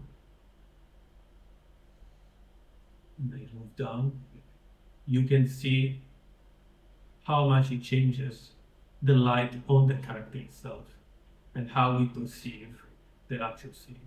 So that's really important. Like, we are keeping the same light, we are keeping the same position with the sunlight, but you change the architecture. And by changing the architecture, you have different light feeling. So you have darker tones, more because let's say we are in this situation, one person can say, by the way, there is no post-processing in this one. It's all like raw image, okay? And I wanted to use the raw image just to give you even more the idea of what is needed before you start to do post-processing. You say, yeah, this thing doesn't have that much contrast, okay? Even if there is some, let's say people say, oh yeah, you see this area doesn't have much contrast. I'm like, okay, so what about adding more information, okay? So if I add more information, now I have a much more contrast. You can see that whenever I move here, the player gets really dark because I'm under an object that is under another object that has a lot of thickness in it. So the light struggles to pass through it, okay, to bounce enough. And because of that, we get more darkness. But in here, I still wanted to keep some light. So what did I do? I basically removed a piece of the wall on the side. So I let some skylighting pass through. And you can see the difference of it. So adjusting architecture to encompass gameplay together with the light. So are things that works all together, okay? Because I cannot like do the final version of this area and then say, what about destroying completely that wall that took you like 2 weeks to do? People will be like, no, place a light and that's it. You know? Yeah, but the firelight are not visible in that time of day. Increase the intensity. That's what, which one will be like a patchy information. Instead, if you think about it, even in a blocker stage, we can make those big choices. Because moving cubes is easier than moving textured and already modeled assets. Yeah, it also depends on like what's the purpose of the area. Like if you want to have a big boss fight, maybe it's fine to not have contrast in the environment because the main focus would be, okay, I want the boss to be visible in a sense. So you can find a color palette for the boss that really makes it pop. Or also if it's generic like enemy fighting, like in this case you can put a lot more of them and have way more room to move. Or if you want to make the player struggle, here in this case you have more occlusion, way less room for like big attacks, let's say, and stuff like that. You always have incomplete information, so you have to navigate, hide, and stuff like that. It changes the style of how you approach the same situation. So everything bounces off on everything really, and that's why it should be important to like work together from the get-go. Yeah, exactly. Because, for example, in this scene in reality, it's not made like this. The navigation is different, so I modified it. But then you have this big room where you have to fight. So it's the first one of the first time when you start to fight, then you start to use your attack. So you have zero visibility, you know where things are, you know where the enemies moves. It's an open space, so it's easy to interact. So you give the player the possibility to learn how things are has to be done in order to combat for the combat. But at the same time, we don't lose the whole experience, okay? Because in here we rely fully on the actual renderer, in this case with Lumen, to give us enough occlusion, enough contrast to the scene. Okay, so you see, like I added this arch, so to sort of like it's slight change, but it adds up some variation on the shoulder of the player. So it's always those things, you know, to give you some movement, some variation, some facing whenever you navigate in the world. And now with dynamic light, we can do incredible stuff. And we can be super reliable and super fast whenever we do stuff. And that's also true that if you do the lighting properly, like your assets don't really have to work as much. Like, and we saw it in the demo of the slums before. Like, it's a super old scene, but as soon you put like a great lighting in there, like it's like basically, it's not old at all. Like, it looks incredible still. It doesn't look outdated. But I have to say that the environment itself is designed really well. That's super important to say, because if an environment is not designed well, you can put the best lighting in the world, it will look prettier, but not good whenever you play. Because again, we don't make images, we make games. That is different. So we make 3D experiences, not 2D experiences. Even in a 2D game, you experience it like you are in 3D. So I don't know if it makes sense. So again, don't design pixels, design spaces. That's really important. And that's one of the things that I always try to do whenever I work on the lighting side, and try to involve as much as possible, as many people as needed in order to achieve the final result. And that's something that should resonate more and more as a way of approaching stuff. And here you can see it as well. Here we have even more contrast. I deliberately added more and more assets. You can see when moving, different variation again. So we give the possibility to create that kind of contrast throughout the scene. And in the game, you have the door. Now it's a little bit unfair because that's the most detailed part. But if I wouldn't like detail the rest as well, you will see that the thing that will attract you the most is the shape, and like in the real one, it's like has a circular shape on the top. It's not edges like that. Otherwise, it will counter what I said before. So it has an arch actually. The final one, to me, is just an example for it. And also like the colors are different. The fact that we have the light that shine through and hit it. And again, here another choice. The lighting before is equal as the lighting inside here. So whenever I lit the exterior, I had to take into account also the interior here, like the angle of the light, because it should work for here and work for there. So take in mind those differences whenever you design things. And there you can see how much you could help also the environment artists know where the light will land. Because based on that, they can lay out and also design, by the way, how light will land, which one will be the angle, why it will be there, and even in a time of day, how it will move. You know, which one is the angle of it every time they will move. Yeah. So it's super important. It helps a ton and it facilitates by a lot the workflow overall. Yeah, so this is the scene, and now we are gonna break it down. So this is the daylight one, the one that we saw before, okay? And show the tricky. So the trick was to take the direction of light, okay, with the correct values as always, but I removed it from the light and shadow. So basically, it will not hit directly, but it will hit only indirectly, and it will still lit all the clouds in the sky. So that I get the correct sky lighting, I get the correct indirect lighting, but I don't get the direct one. That has all the shadowing and direct light.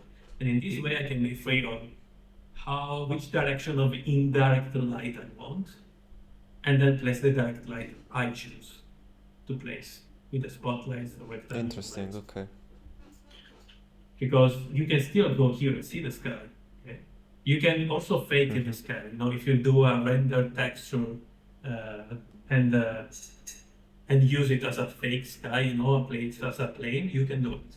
In this case, I use this technique, but you can do it even more optimized by removing completely it, you know. But probably you still need to use lighting shadows, probably, because you have to remove the objects to be rendered. Because if you remove it completely, the directional light, you will still see the clouds being dark, you know. If I remove it, that's what happens. You know? Okay. That's only the light without it, and this with it. So you can see how much it changes. So that's the magical trick. And now instead we look at the post process. So we see the exposure. So you see the exposure here moves quite a lot, from 6 to 13. 13 is the max value that I set based on the direct light. The 6th one is the one that moves for the darker areas. Since it's an interior, we can predict better how things will move in the environment, instead of an exterior where we have so many shapes and so many information that we have to narrow down the range of the EVs. Otherwise, we get too much movement, it will get too burn or too dark. So we have to be careful in the exterior, but for the interior, we can have more freedom. And then, adding on top of that, in a production, if you choose to go with a fixed value, in a fixed range, all your interiors should be equal. That's the challenge. So if this interior has 6 to the minimum and 13 to the maximum maybe, all of your environment should be like that.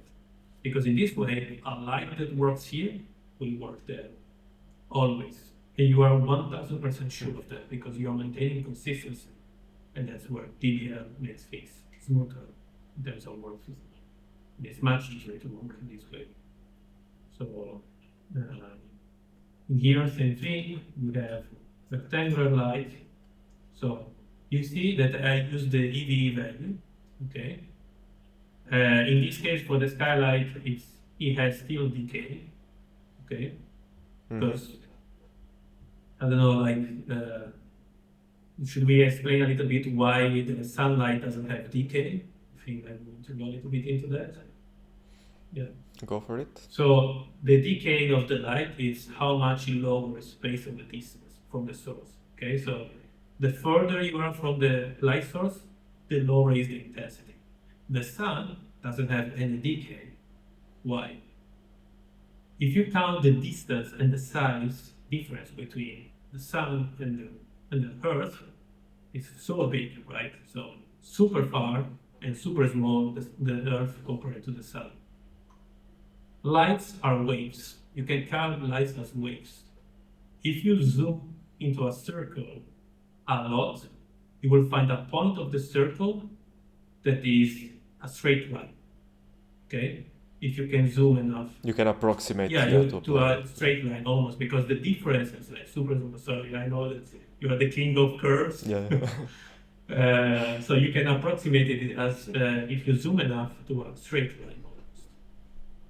So the difference in angle is almost, you don't perceive it. And that's the same thing on why whenever we are on the Earth and we look like further in the horizon, we feel that things are flat.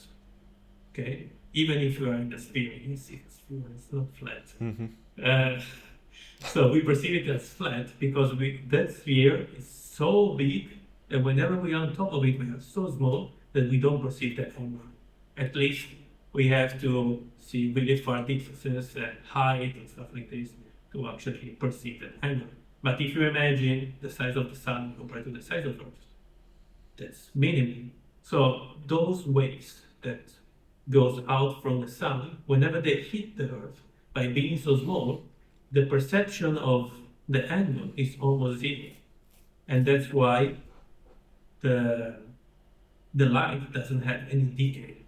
And we have simulated it in 3D world by using directional light. Okay, the directional light is exactly that. A straight vector that points in another direction and illuminates everything independently of the distance. Okay, because it's so powerful and so far and so big compared to us that we don't perceive any decay from it. Yeah. And the only thing that we perceive afterwards is the diffraction of that light. Whenever that photon arrives and diffracts to surfaces, that create the bounce and everything, that's where we start to see all the waves of the light, the wavelengths of it. And we start to perceive the decay.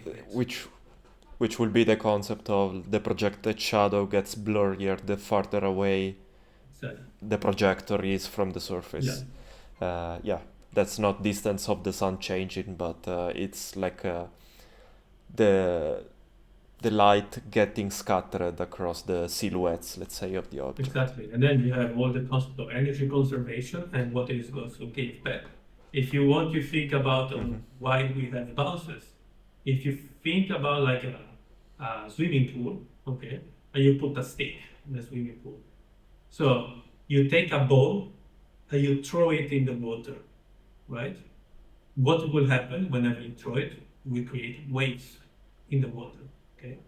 When it will hit the stick, what happens whenever those waves will hit the stick?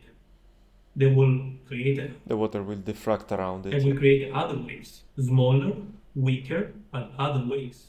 That is the light bounce, basically. Waves creating other waves.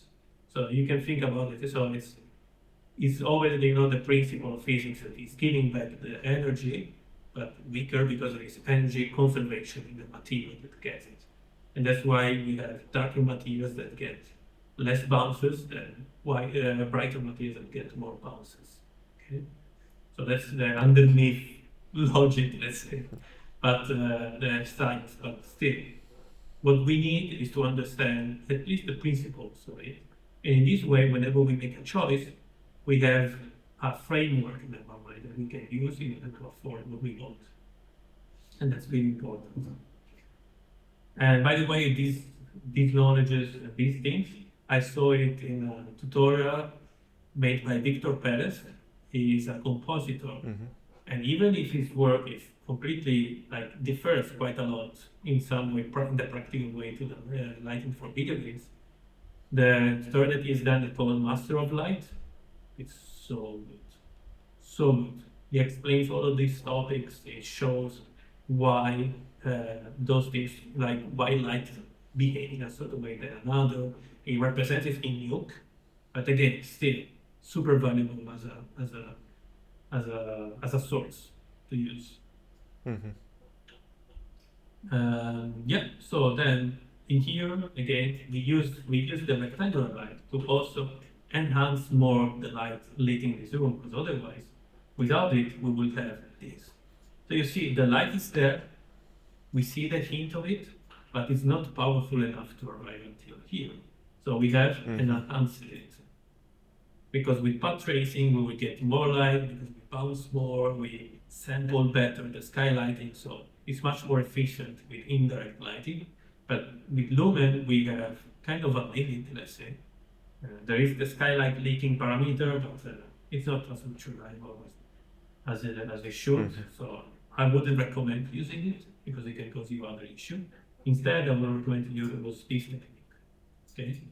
And again, in this room, 2 lights, not expansion. Directional light, it's not casting, so very good performance. So all of this is equal to very good performance. So you can see now I V-synced it and locked it to 60 FPS, so that it goes much further. You can see that it's V-synced, that it doesn't move. It's a blockout, indeed. But trust me, I saw blockout scenes going at 10 FPS with that type of lighting, so it could happen really easily. And then here instead we have the corridor, so now it's really dark, of course, because that was our choice. And instead we will move directly to this scene.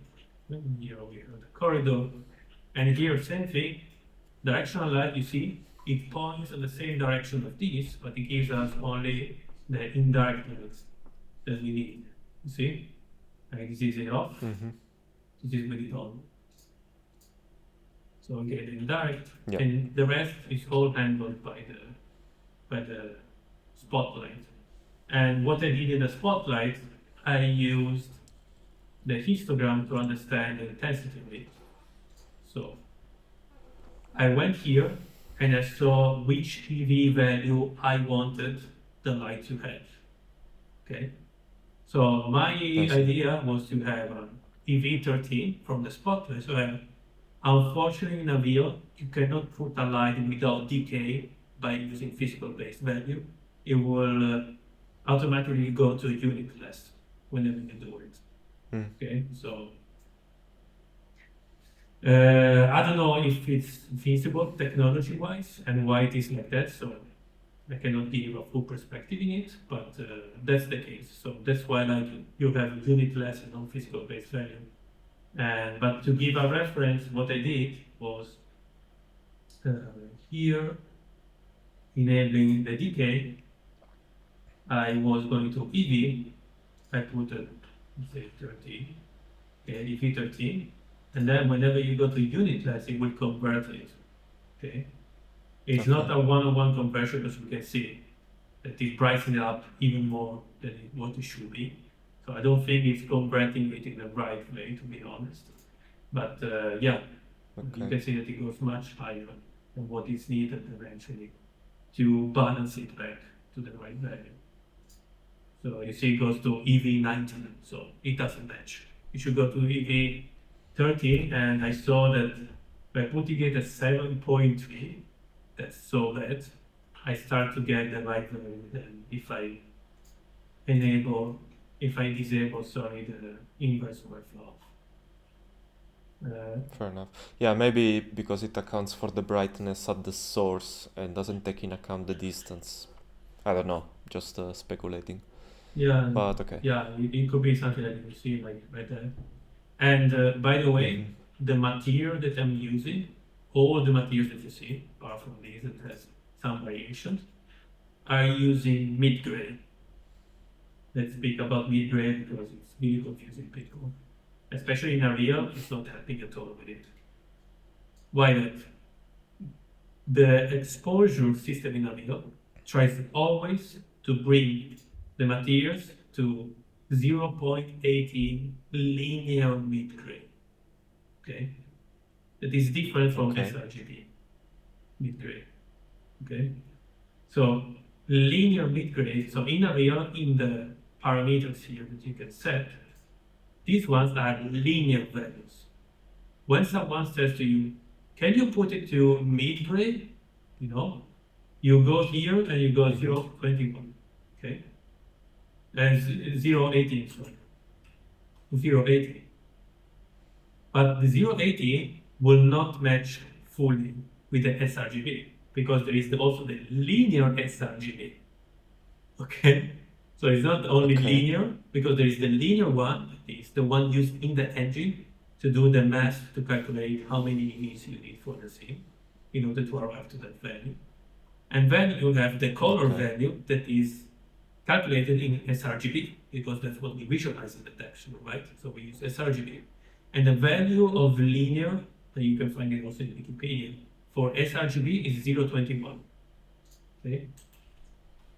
So if I put 0.21 and I copy the sRGB and you would put it in Photoshop, it will exactly match to the 50% sRGB. Okay? Okay. That's your 50%. Okay? And don't confuse it with color values. Because if you set here, I said, yeah, 0.5, that is 0.75 sRGB. So it will be much brighter. And here you can see the difference. So sRGB view, linear view. You see, this is linear, this is sRGB. It's much brighter. Yeah. I don't know why Avila didn't put the sRGB viewer also here, so you can see it much easier. It's really confusing, I know, but this is it. Okay? Okay. So that's how it works.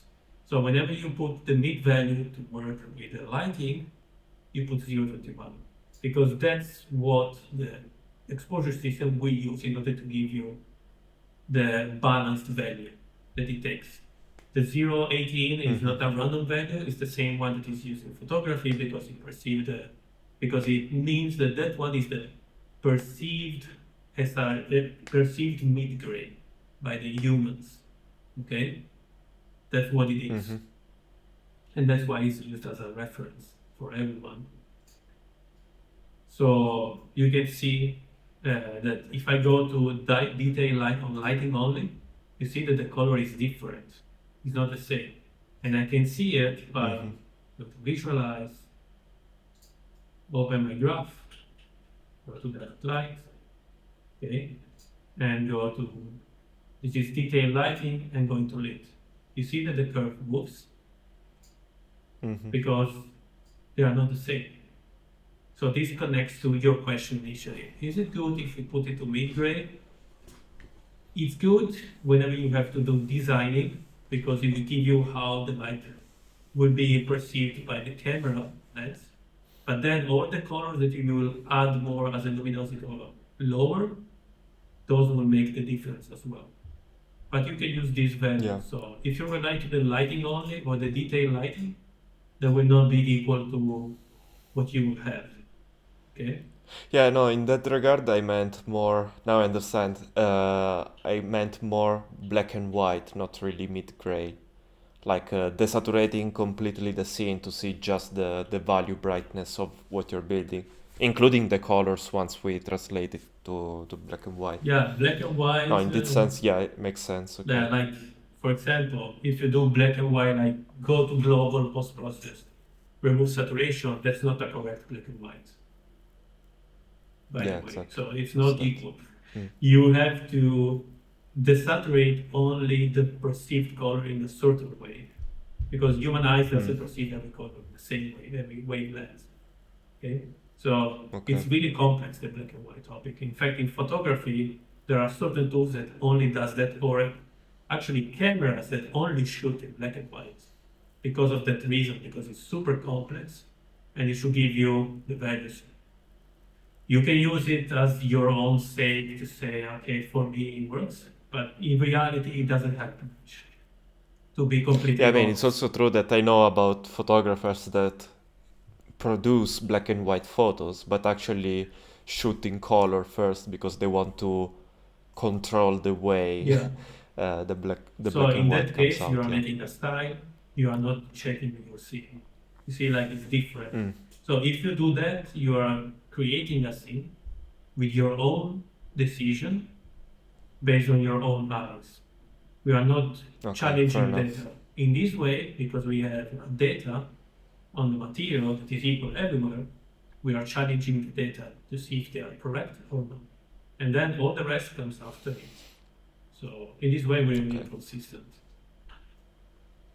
So yeah, And that's why you made the moon or the sun green in the exactly. greenish. Exactly, because in there I Okay. choose the black and white. So I left like, the yellowish to be more present, the warmer colors in the middle, so you get the green with a little bit of yellowish and stuff like that. So I shifted information as I wanted. But I never used it to troubleshoot the lighting. Never. I would never use a scene like that to troubleshoot. Even without the coloring, I would never, because that's not what you would get. Okay. Okay, cool. So then we enter to the fantastic limbo, because I feel like, in the nighttime is same thing. I can show really quickly actually. So I was almost forgetting night light. Bear with Lumen to update. It has to update the bounces every time for the surface cache. Because this is the indirect lighting it. So it takes some time to update the values to get back to this. Okay. So here, same thing, moonlight, spotlight here, okay? 0.3 lux. So I could have put like even 1. So the values differ, like they said, it's 0.5, it's 1, whatever. Okay, so it's not really important that part. This is where you want to land in terms of values. Now I lost myself because I'm in the darkness completely.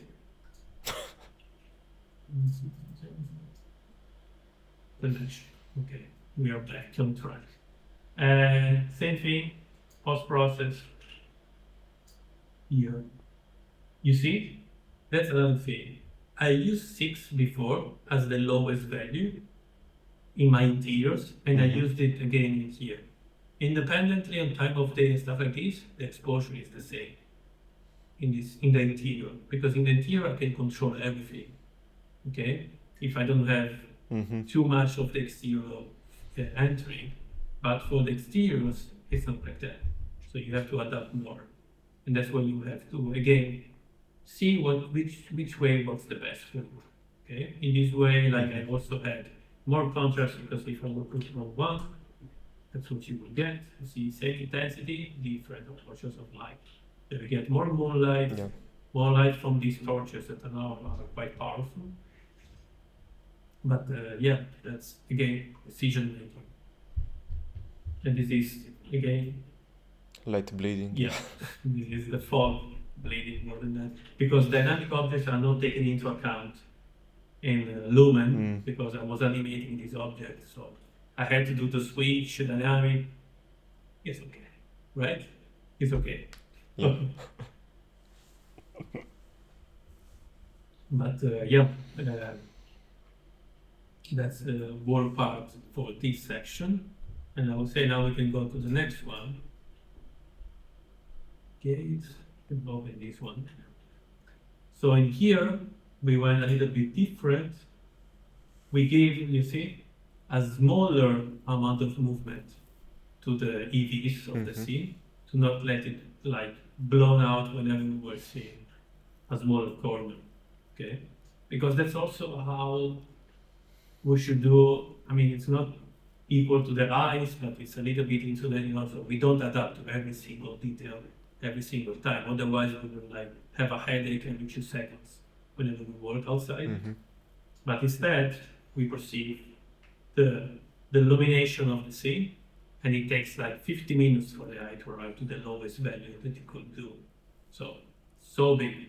It's almost like I will do speed down and speed up, The speed up, I will leave it as it is, since we really fast adapt to brightness, but it takes so much time to adapt to darkness. And even if I put it to 1, you see, takes time, time. Now it's going higher, and it's moving. You can see it in here. You see, it's trying to follow. Yeah, very slowly. So, otherwise, if you go with the different, you go like, whoa, it starts to move. Okay, a GoPro does it because it has to show in the best way possible always what is taking into the lens. But in a movie, you will never see doing something like this, adapt super fast. Only if it is grounded to what you are doing in the scene itself. But otherwise, they always have fixed exposure, light rig, like we saw in the first video. We were setting the exposure, we were setting the lights, we were taking the intensities, and then we were lighting the character, the actor in that case. In here we can see the scene with my fantastic level design that I tried to ish copy. I did some modeling. I had a little bit of fun. We're doing a little bit of modeling, modular modeling. It was good. And in here I try to resemble as much as possible the structure, like simplifying it by a lot, for sure. And then we enter in this area right here. By the way, let's try to put the 5000 lumen light, like we said before. Take it here, and it's more equal to the first part where we saw that the light was changing based on the illumination of the environment. That's how much you see a 5000 lumen bonfire in that scene. Enough. Probably see, let me put it like that. So that's how much you see. So not a lot, I would say. I would argue. Yeah. And how bright should it be to be like in the game, that it also lights the entrance or something? It should be really low the exposure. Like No, how bright should be the light? See. So if I put 50,000, starts to hint something, right? So let's go to 500,000. Yeah, that's an okay amount of light. We start to see some shadow. Maybe you have to also enlarge the attenuation radius. But it's already 10 meters, so I can do it even more. But you can see that that's good. That's the decay, so it's still not right. Probably 5 million will do the trick. Yeah. So 5 million lumen to lit a little bit. And in the game, if you see, now I can put it on the video afterwards, it looks almost like this. In order to have it, I needed a 5 million light source. 5 million lumen light source. And if you remember in the first video, we saw one of those that arrives to 1 million, something like that, of lumen, the big lights used for the exteriors. Oh yeah, for the cinema. Yeah, it was like 20 kilowatts or some crazy stuff like that. It was like how to put, like the amount of energy that you use of that light is the same of an entire house, basically. It's like crazy. But yeah, that's a good way to understand and perceive what you have in reality whenever you make a choice. And here instead we are in the scene, okay? So we can see how it has been made. So we have this version of the ceiling, and we have this other version of it, okay? And you can see like how much it could change. Like if, for example, I take this and I lower these assets even more, we get even more light. Mm-hmm. You see? You start to have more indirect light in it. Or if I do it for this portion and lower of this section, so we can get even more light shaft in it, Yeah. more skylighting overall. No? So we can start to perceive more information. See, even here they are like, because the ceiling is less enclosed. And the other one as well, if we want more contrast, so we want more contrast on the ground, we can take this, say, duplicate it, we block the light, and we move it forward, this block, to put more. So you see how it changes the perception of the room by only using layout.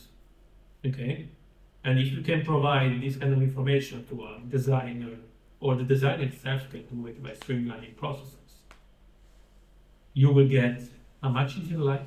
You can design more instead of placing more assets in the scenes. You can get, in my opinion, also a more grounded result overall in the scene. Mm-hmm. Then you can say that no, it's not true. You get not a great result, but like more dynamic control.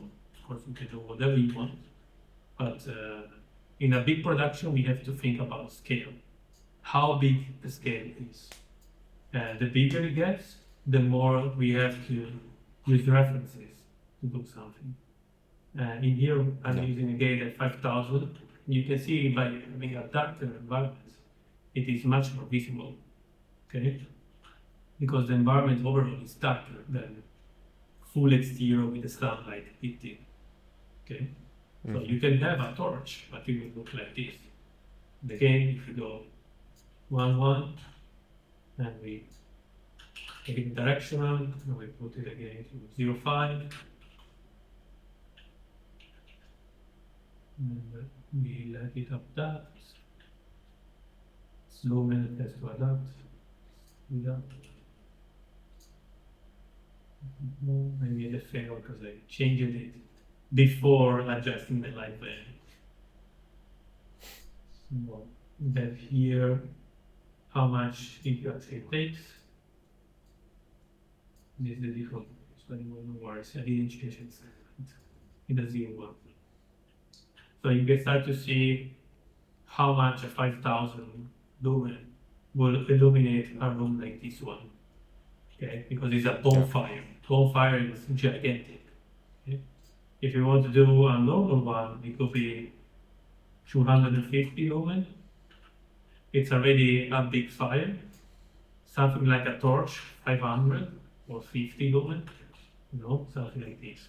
That's what a torch will give you, And if you know that this is the case, and you have to place multiple ones in your scene, and you can edit it as you wish. You can have effects like this one. That's again design choices based on what you are searching for and what you want to achieve. So I'm emphasizing it a lot because it's good to know that you can change it, you can work with it, but you have to be more mindful because the moment you do something too fake, there will be no mercy by the system and it will show you instantly issue that you are inputting in it. But yeah, I think this is it. Regarding this. Yeah, that's cool to see. It's also cool to see that as you place lights and you know already like what are the reference values and which is the corresponding EV and stuff like that, everything just works. Now you did super quick like this dark room with torches and it already looked like the correct mood, the correct intensity, the correct brightness, everything. Like it just works. So that's very cool to see. It's stuff that normally people would expect to be as default, but it's not like that.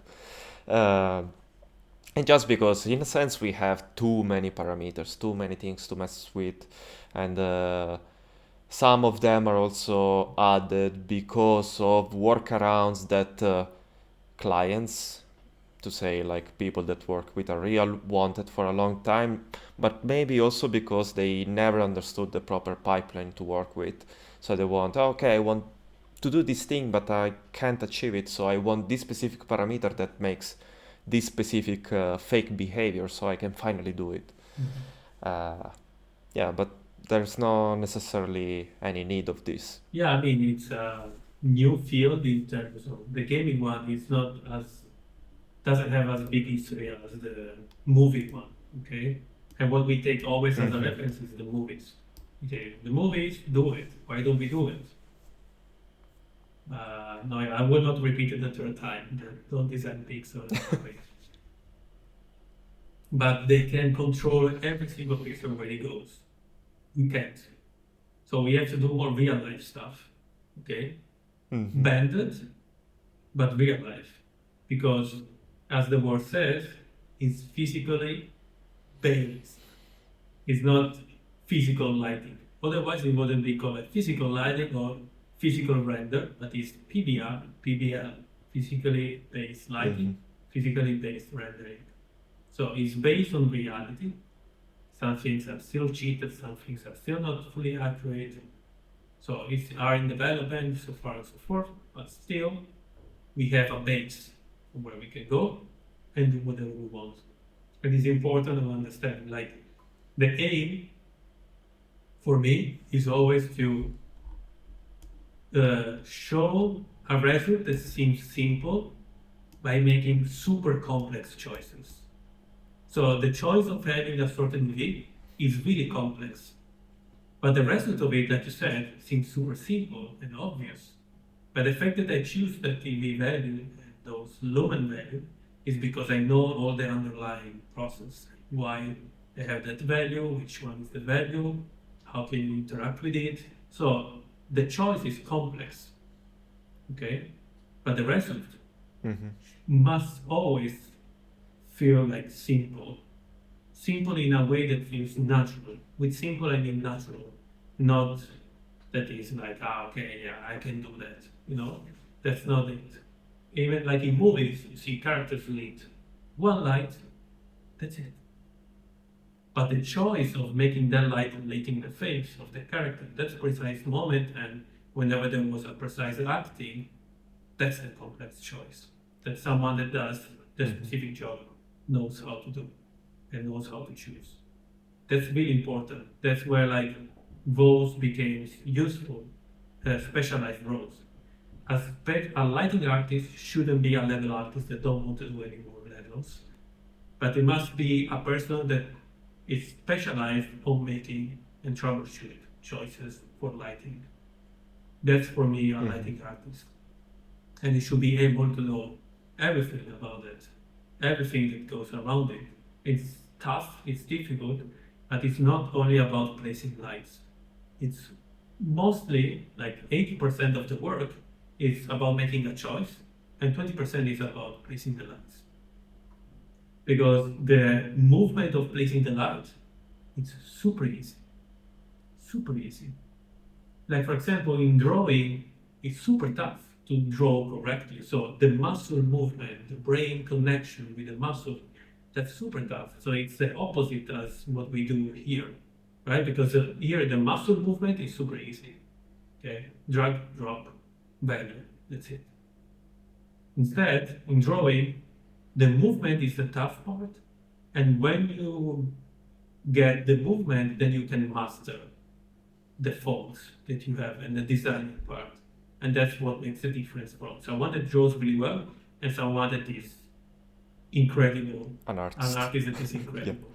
So that's the thing. So we have to make sure that we split. And again, it's new, it's different way of approaching digital entertainment. And I get why people are struggling little by little, but things are changing. More and more lighting artists are going towards PBL and are trying to catch what it is. Still relying again on pixels, not really on the design side. So this video is also about, I hope, I started to give a little bit of this perspective more towards this field of production. because that's my aim. Encourage people to think about it, not to apply it one-on-one. Okay? So, yeah. Yep, that's great.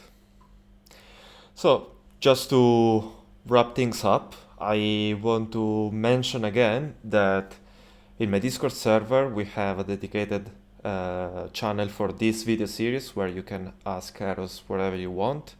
And depending on the recurring topics, we will make a follow-up spin-off video, let's say, about this very topic, and eventually we will incorporate some of them in the coming episodes, as we already did with this one. Next time we will talk about more like lighting tech, state of art, what's currently being developed, how stuff works, and etc. It will be a bit more tech heavy, let's say. This was the artistic episode.